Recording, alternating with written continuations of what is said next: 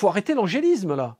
Là, il faut arrêter tout de suite, il y a urgence, parce qu'il y aura d'autres morts, je vous l'annonce, il y aura d'autres morts, si on ne fait rien, si on continue à être dans l'angélisme et dans la béatitude et dans l'imbécilité crasse.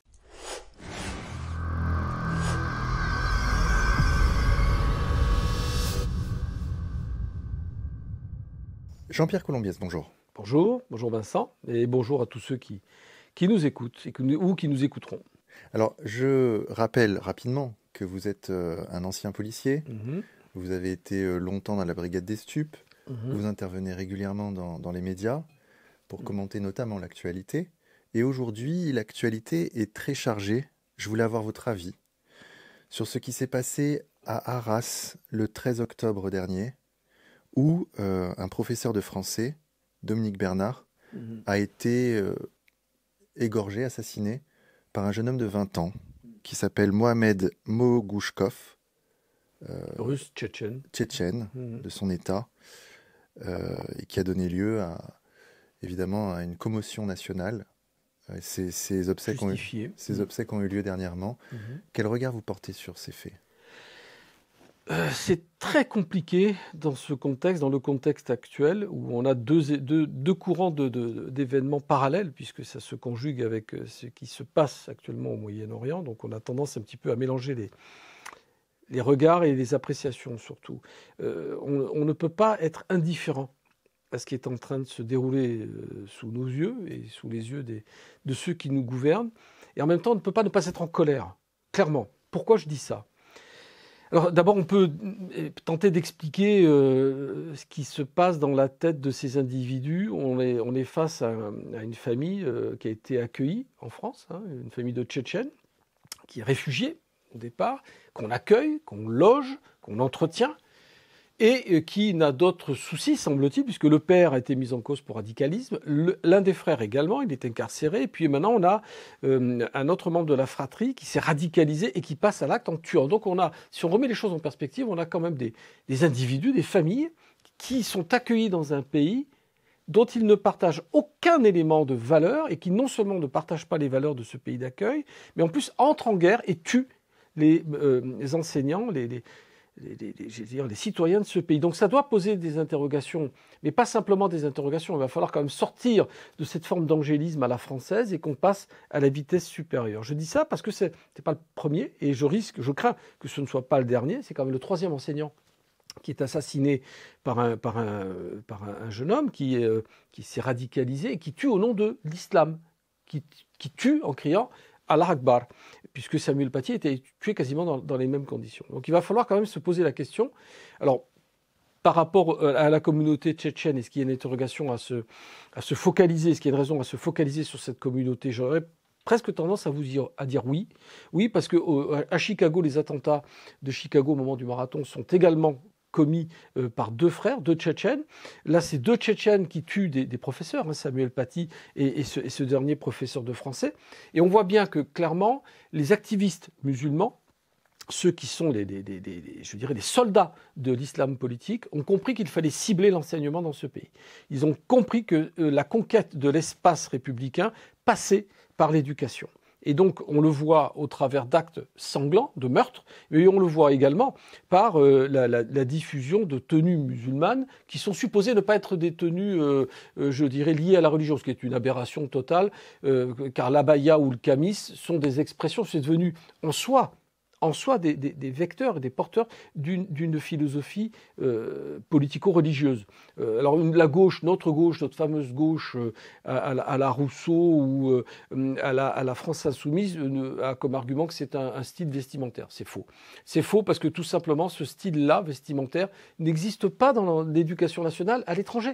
Dans l'éducation nationale maghrébine, il n'y a pas de camis ou d'abaya. Je vous invite à aller dans les pays du Nord Maghreb, du Maghreb, les étudiants ne sont pas habillés en camis ou en abaya. Donc à un moment donné, il ne faut pas accepter chez nous ce qui n'est pas accepté ailleurs. Enfin, je rappelle quand même que des femmes sont assassinées, martyrisées en Iran, en Afghanistan, par obligation de porter ces vêtements qui deviennent, alors s'ils ne sont pas par essence religieux, en tout cas, ils sont l'expression d'un courant religieux. Donc on ne peut pas faire l'économie de ça. Pour en revenir à l'attentat, il est le résultat d'une somme d'échecs complet dans notre politique d'accueil et dans notre politique de suivi. D'accord ? On a complètement perdu le lien avec les quartiers, avec les cités, avec le monde populaire, dès lors qu'on a supprimé la police de proximité. Et pourquoi je reviens à la police de proximité ? Pas parce que ça me fait plaisir de revenir sur ces thèmes qu'on a déjà évoqués ici, mais parce que cette police de proximité était une sorte de baromètre de la tension sociale existante. Or aujourd'hui, vous entendez cette musique qui consiste à dire « Ah ben les services de renseignement l'avaient fiché, ils le suivaient », mais ils le suivaient d'où ? Il le suivait de loin, il le suivait de Levallois-Perret, il n'y avait pas de suivi concret. Alors il me semble qu'il avait été contrôlé un jour avant l'attentat. C'est possible, mais tant qu'il n'a rien fait, il peut se promener parfaitement librement. Et le problème, il est là, c'est qu'on n'a pas de contact direct avec cette communauté très activiste. On fait tout reposer sur un renseignement, sur des services de renseignement qui sont excentrés. La DGIC, elle est à Levallois, elle a très peu de relais sur le secteur, puisqu'elle a des relais au niveau des services de renseignement, mais qui eux-mêmes n'ont plus d'attache avec le terrain. De quoi se nourrissait le renseignement autrefois, que j'ai connu ? Je l'ai connu, c'est pas une fable qu'on m'a racontée. Les services de renseignement, ce qu'on appelle les RG, avaient pour relais la police de proximité, les îlotiers, qui eux les renseignaient. Jean-Pierre Colombiès, il me semble que la DGSI a des agents infiltrés dans les mosquées salafistes, etc. J'ai envie de dire, je l'espère. Je l'espère. Et à la preuve que ça ne suffit pas. Je vais vous dire une anecdote. Je vais vous raconter une anecdote qui est vraie. On ne me l'a pas racontée, je l'ai vécue. Je me suis trouvé, après le Charlie Hebdo, face à un cadre des renseignements généraux qui me disait avec un grand sourire et très fier de lui, « Ah, les frères Kouachi, on les avait en fiche. » Ah, and so what ? Et alors, ça a changé quoi ? On fiche des individus. Tu peux en ficher 1000, 2000, 3000, 10 000 si ça t'amuse. Mais si on n'a pas de suivi derrière, si on n'a pas, je dirais, de stratégie de surveillance et de neutralisation, ça sert à quoi ? À rien. À rien. Je pose une question à laquelle j'ai la réponse, très cyniquement. Il me semble que pour cette famille, dans ce cas précis, oui, il y a 7 ans, une OQTF avait été demandée, je ne sais pas quel est le terme, et finalement, ils ont été... une reconduite frontière, une expulsion, purement ils ont été sauvés par des associations, etc. Oui, tout à fait. Et c'est là où on a un débat en France qui est hystérique. C'est qu'on accueille des gens qui se déclarent très rapidement et ouvertement anti-républicains, et même activistes, puisqu'on parle, quand on en arrive à vouloir expulser des individus, c'est qu'ils sont dangereux pour la société française. Et des associations qui deviennent par nature des collaborateurs à cette politique mortifère, se sont mis en 4 pour bloquer leur expulsion. On voit le résultat, un professeur en a payé de sa vie. Et c'est là où on atteint un système aberrant. C'est qu'on s'est enserré dans un système judiciaire, juridique, au travers des traités européens notamment, où il devient quasi impossible pour la France de se débarrasser de certains membres extérieurs à la communauté française pour les renvoyer dans leur pays. On n'y arrive plus. On n'y arrive pas. Et c'est pour ça que ce à quoi on assiste aujourd'hui avec les discours de Macron ou de Darmanin, tout ça, c'est pour vous, c'est pour les médias, c'est de la farandole. Ça n'a aucun sens puisque dès lors qu'on ne casse pas cette dynamique des traités européens et qu'on ne modifie pas notre propre législation, on ne peut pas expulser ces individus. Donc on arrive à cette aberration totale et absolue où nous avons sur notre territoire des gens qui haïssent profondément notre système, notre identité, à la fois notre identité et à la fois notre système d'organisation sociale, tout en bénéficiant du reste, parce que ces gars-là, ces familles-là, vivent allègrement sur le dos de la solidarité nationale. Et donc tant qu'on ne modifie pas dans le fond, au fond même de notre système juridique, on n'y arrivera pas. Ou alors, on prend le pari de les éliminer directement. Mais là, on tombe dans l'aberration, puisque ça voudrait dire qu'il faut les éliminer comment ? En les tuant ou en les expulsant par anticipation. Maintenant, une fois qu'on a dit ça, on ne peut pas se contenter d'être, l'agneau sacrificiel permanent. Il faut une politique en réaction beaucoup plus forte. Il faut arrêter d'être dans la réaction post-attentat, mettre dans l'anticipation et avoir une politique beaucoup plus agressive vis-à-vis d'individus qui ont déclaré la guerre à notre société purement et simplement. Il faut arrêter de faire des ronds dans l'eau. Il cherchait un professeur d'histoire. Moi, j'ai été sur place et on m'a dit, donc des gens qui étaient autour m'ont dit, il cherchait un professeur d'histoire. Il demandait, t'es prof d'histoire avec son couteau. Mais ça n'est pas étonnant. La dynamique, la stratégie de l'islam politique est de détruire les fondements de l'éducation nationale, du savoir. C'est pas par hasard. Nous avons des professeurs d'histoire, des professeurs de français. Je crois qu'il était plutôt professeur. Oui, mais lui cherchait au départ un professeur d'histoire. Il est tombé sur le professeur de français un peu. Voilà, mais de toute façon, que ce soit professeur de français ou professeur d'histoire, on sent bien que le moteur de cette dynamique que nous subissons aujourd'hui, et c'est là, ce terme-là me rend fou, subir est absolument inentendable. Nous sommes dans la configuration où des individus, garçons et filles du reste, parce que vous avez des filles radicalisées qui sont au moins aussi dangereuses, n'ont que pour seul objectif de détruire notre pacte social. Et c'est là où j'en veux, moi, à ceux qui défendent ces gens-là, parce qu'on on est chez les fous. Là, on est dans un asile d'aliénés, où ces gens-là, ces communautés hyper agressives et meurtrières, sont défendues par ceux-là même qui, au nom d'une idéologie soi-disant de partage et de solidarité. Donc on prend le risque de les protéger pour faire mourir des membres de la société civile ou de la société française, tout simplement, dans un point de vue plus large. Donc il faut arrêter, il faut tout réorganiser, il faut réinvestir dans la police de terrain, il faut absolument revenir réoccuper le terrain, tout simplement pour savoir de qui on parle. Tout simplement. Parce que ça ne suffit pas de ficher les gens. C'est faire comme les RG, c'est-à-dire ficher des milliers d'individus parce qu'ils sont plus ou moins, ils fréquentent plus ou moins un certain type de mosquées ou ils sont dans des réseaux, je dirais, d'influence plus ou moins politico-islamique. Ça ne suffit pas. Il faut savoir ce qu'ils font. Il faut les surveiller, et avoir en même temps un contact. Pourquoi ce contact? Pour avoir des informations, des renseignements. Nous n'avons pas assez de renseignements du terrain, clairement. Nous sommes asséchés à ce niveau-là. Asséchés parce qu'un petit malin, un jour, a décidé de supprimer la police de terrain, la police dite administrative, la police de proximité. Et nous avons, et c'est là où je pousse un autre coup de gueule, un ministre de l'Intérieur qui sait parfaitement ce qu'il en est, puisqu'il y a été associé en tant que collaborateur très proche de Nicolas Sarkozy, et qui continue à vouloir désosser le judiciaire avec sa réforme de la départementalisation de la police. Donc on est vraiment, je répète, j'insiste, on est chez les fous. On est gouverné par des gens qui aujourd'hui découvrent qu'il y a un problème avec cet islam politique. Emmanuel Macron demande à ce qu'on remonte les données des radicalisés étrangers dans ce territoire en France. Mais on le sait qu'ils sont là depuis 20 ans. On le sait, on connaît ces gens-là, on les connaît, ils sont parfaitement identifiés. Nous savons qu'il y a un problème dans l'éducation nationale par un entrisme de l'islam politique, et on fait comme si on découvrait ça depuis la semaine dernière. Mais de qui on se moque? D'ailleurs, la fatwa contre Samuel Paty était publique. C'est-à-dire que ceux qui l'ont tué l'ont quasiment annoncé sur les réseaux sociaux. Oui, mais il faut savoir aussi que le tueur de Samuel Paty a une rue à son nom en Tchétchénie. Et il ne faut pas douter une seconde, pas une seconde, que celui qui vient de commettre cet assassinat sera considéré comme un héros dans sa communauté. Il faut arrêter l'angélisme, là. Là, il faut arrêter tout de suite, il y a urgence. Parce qu'il y aura d'autres morts, je vous l'annonce, il y aura d'autres morts si on ne fait rien, si on continue à être dans l'angélisme et dans la béatitude et dans l'imbécilité crasse. Vous entendez, ce que je viens de vous dire est terrible. Nous sommes gouvernés par des gens qui se sont enfermés dans un mode de pensée, mais victimaire. On préfère être des victimes plutôt que des gens agressifs. Mais où on a vu jouer ça? Et il faut arrêter de croire que ce type-là a agi en répercussion par rapport à ce qui se passe dans la bande de Gaza. C'est totalement faux. Alors ça correspond quand même à l'appel du Hamas de punir... Mais le Hamas se raccroche à tout ce qu'il peut. Hein. Donc il veut raccrocher, solidariser toutes les communautés musulmanes à sa cause.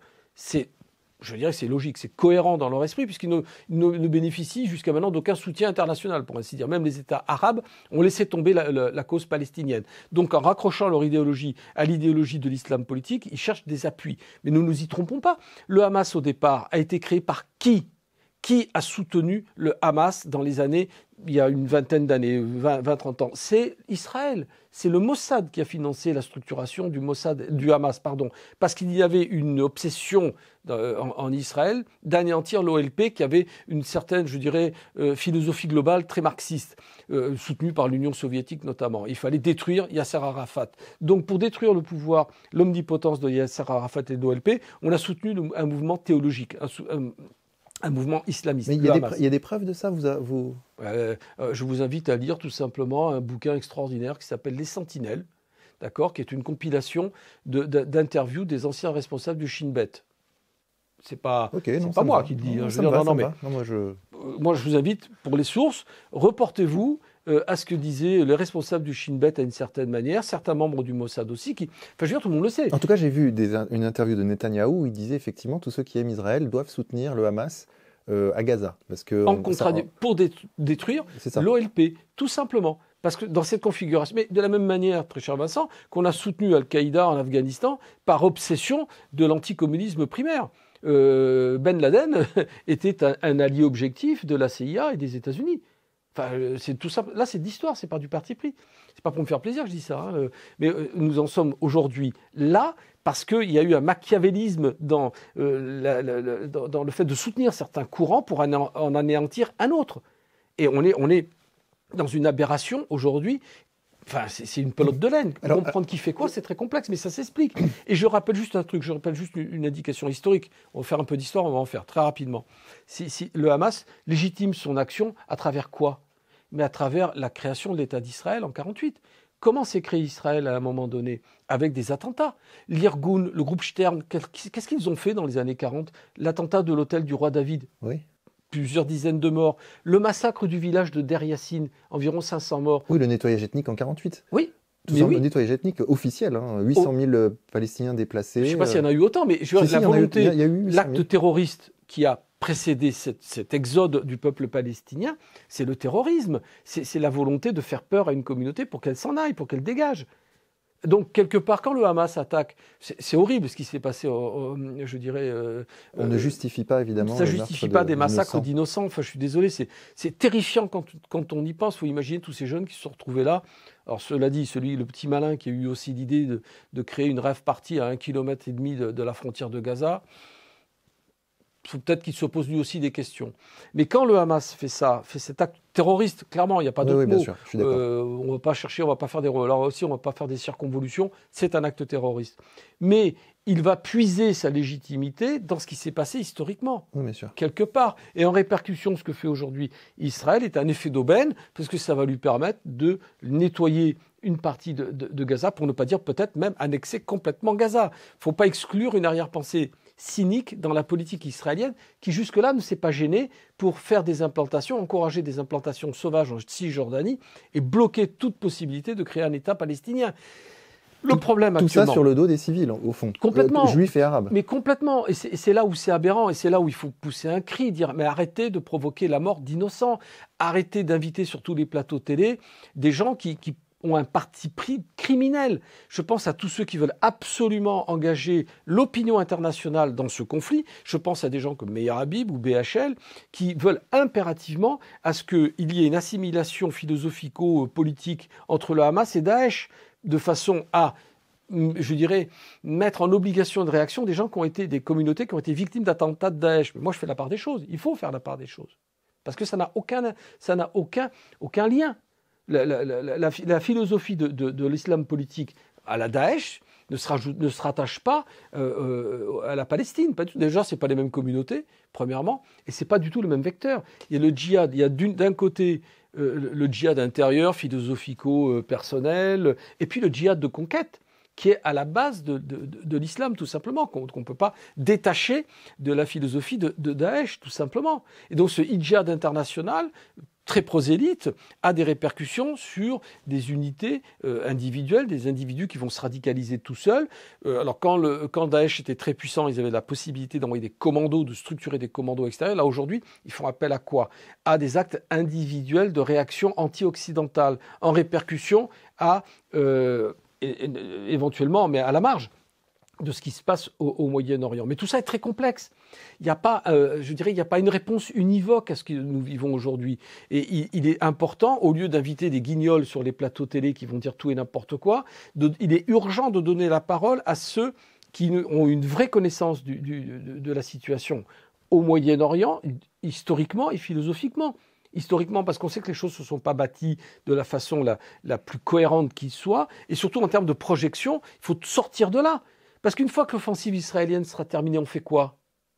On reste dans le statu quo, avec des Palestiniens qui sont ballottés à droite à gauche, avec des États arabes dont on ne sait pas trop, finalement, on n'arrive pas à lire quelle est leur motivation finale, à quoi joue le Qatar, qu'est-ce que veut le Qatar, qu'est-ce que veut l'Arabie saoudite. Il faut savoir que tous ces États normaliser leurs relations avec Israël. Si le Maroc, l'Arabie saoudite, le Qatar, les Émirats se dissocient de ces accords, qu'est-ce qui va advenir d'Israël? Et puis attention, il y a des individus très radicaux en Israël qui envisageraient, mais alors, sans aucune difficulté morale, à jeter une bombe atomique sur Gaza. Il faut voir, ah oui, faut voir jusqu'où ça va. Il y a des déclarations comme ça? Il y en a qui sont tout à fait capables, qui l'ont envisagé. Ce à quoi certains intellectuels israéliens ont dit, mais on va réfléchir 2 secondes. Si on balance une bombe atomique sur Gaza, c'est comme si on se bombardait nous-mêmes, hein, parce que le nuage atomique, il va se balader. Enfin, vous voyez, on est dans une configuration jusqu'au boutiste. C'est en cela que la situation est mortelle. C'est que d'un côté comme de l'autre, on envisage de mourir. Ouais. Du côté, je dirais, palestinien ou de l'islam politique, mourir, c'est un acte de bravoure qui sera récompensé dans une autre vie, dans une autre existence métaphysique. Et puis on a le côté israélien qui est très lié à l'identité de Masada. C'est le symptôme Masada. Pourquoi je parle de Masada? Parce que Masada, pour ceux qui connaissent un peu la période de 70, la chute du royaume de Jérusalem, de la ville de Jérusalem, la dernière étape des révoltes juives contre l'Empire romain, une communauté très radicale s'était réfugiée à Masada et a préféré le suicide collectif à la soumission. Et on est un peu dans cette idéologie-là, pour certains, qui consiste à dire plutôt mourir que d'être soumis ou de disparaître. Donc c'est très dangereux ce que nous vivons aujourd'hui, parce que nous sommes face à des individus, des groupes d'individus, pour qui la mort n'est pas un problème. Au contraire. Et on a fort intérêt à ne pas prendre la chose à la légère, et c'est pour ça qu'il faudrait des hommes d'État à la hauteur. Bon, en France, on n'a rien en portefeuille aujourd'hui, malheureusement, hein, on n'a rien de solide. Il faut faire confiance aux interlocuteurs qui sont en périphérie. Je pense à la Turquie, je pense à l'Égypte, aux États-Unis aussi à la marge, parce qu'eux ont très bien compris qu'il y avait un risque d'embrasement global. Et les États-Unis n'ont pas intérêt à perdre le lien, notamment avec l'Arabie Saoudite, puisqu'il y a un accord historique depuis 1945, les accords de Quincy, ils sont liés en termes de défense et en termes économiques et en termes de soutien politique. Donc on a tout intérêt à stabiliser la zone, mais ça passera aussi par l'acceptation de certains courants politiques israéliens à ce que les Palestiniens existent. Et pour ça, il faut revenir sur les politiques globales, notamment Cisjordanie. Il y a une expression qui était très courante à l'époque, qui consistait à dire, par rapport aux négociateurs du débat sur les 2 États, smile and annex. Souris, mais annexe quand même. Tout est dit, quoi. On se fiche éperdument du devenir de ces communautés palestiniennes. Et ça, c'est mortifère. C'est le projet depuis 1948, même avant. Hein. Oui. Ben Gourion ne s'en cachait pas. Oui. Il faut conquérir la Palestine. Il faut la conquérir. Totalement. Et les gens ont oublié qu'il y avait des Arabes sur place. On a oublié. On a fait comme si on n'avait pas. On s'est dit, la Palestine, on va créer un État. Les Palestiniens, and so what, quoi. Bon, on les a déplacés, plus de 300 000 à l'époque, hein, je crois, plutôt. Il me semble que le chiffre exact est de 360 000. Ah ouais, moi j'ai d'autres puis on les a baladés, j'ai envie de dire, peu importe, genre 300 000, 500 000, 800 000. On les a baladés à droite, à gauche, en Cisjordanie, puis après au Liban, et puis à la bande de Gaza. Enfin, ça ne peut pas perdurer. Si on veut de la stabilité et la paix dans cette zone, il faut trouver notre solution. Mais pour en revenir aux attentats qu'on a connus en France, quand bien même il y aurait la paix demain, entre Israël et la Palestine, il y aurait toujours ce danger mortifère de l'islam terroriste. C'est en cela que ce n'est pas connecté totalement, effectivement. Mais bien sûr. Et c'est une erreur de le croire. Et c'est dangereux surtout de les associer. C'est dangereux. Alors certains veulent le faire par cynisme et par intérêt politique. Le Hamas a peut-être intérêt aussi à ce que, je dirais, la communauté musulmane dans son ensemble se rattache à son idéologie, à sa défense, à sa survie même. Et puis, il y a les intérêts d'un islam politique dangereux, à la Daesh, si on veut synthétiser les choses, qui, elle, pense à autre chose. Qui est au-delà du conflit bien au-delà du conflit israélo-palestinien, et qui veut une domination mondiale de l'islam sur toutes les communautés, qui est prête à tout. Et on en revient aux profs. Attaquer l'instruction, attaquer l'éducation nationale, c'est la base. C'est la base. C'est par là que tout passe. Traumatiser des enfants, je dirais, instiller la terreur dans le monde enseignant et parmi les enfants, c'est le meilleur moyen pour, à un moment donné, vaincre, tout simplement.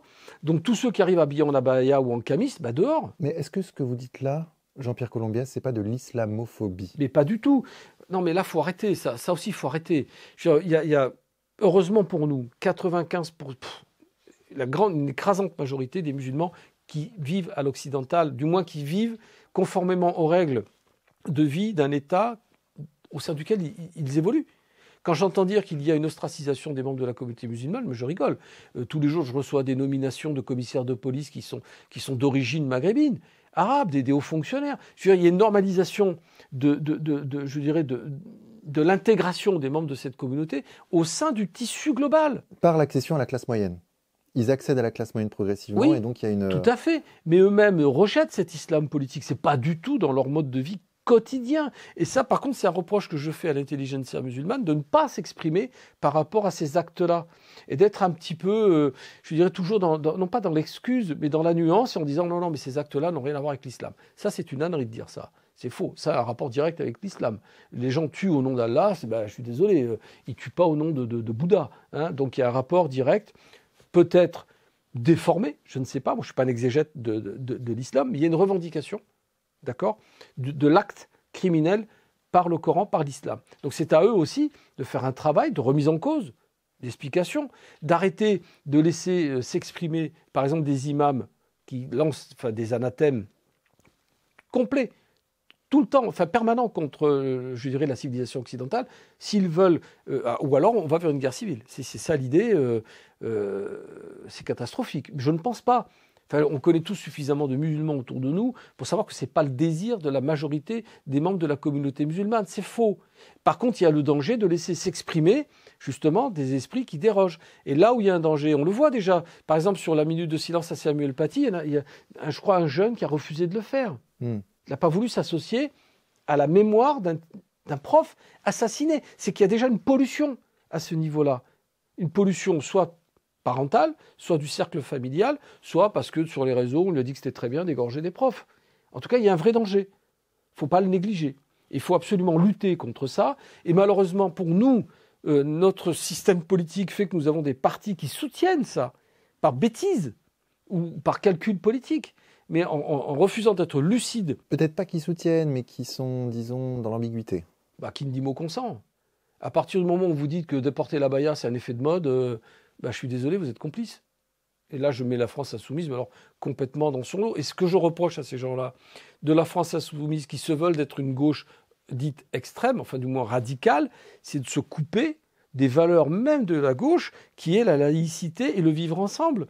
À partir du moment où on tolère que des gens vivent en marge de ce qui fait le ciment d'une nation, vous allez tout droit dans le communautarisme et l'opposition des communautés. Et ça peut aller très loin. Et personne ne veut de ça.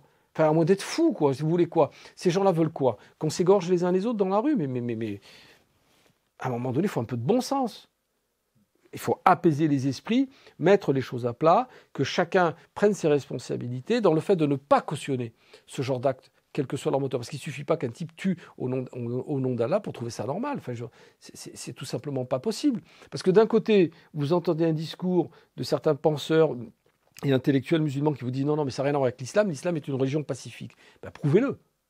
Prouvez-le en dénonçant systématiquement haut et fort et en chassant de votre communauté des individus qui n'ont qu'une seule obsession, c'est tuer l'autre. Tuer l'autre. Alors même que dans le Coran, il est dit que c'est un péché. Oui, où est l'incohérence? Donc vous dites qu'il y aura d'autres attentats? Ah mais c'est évident.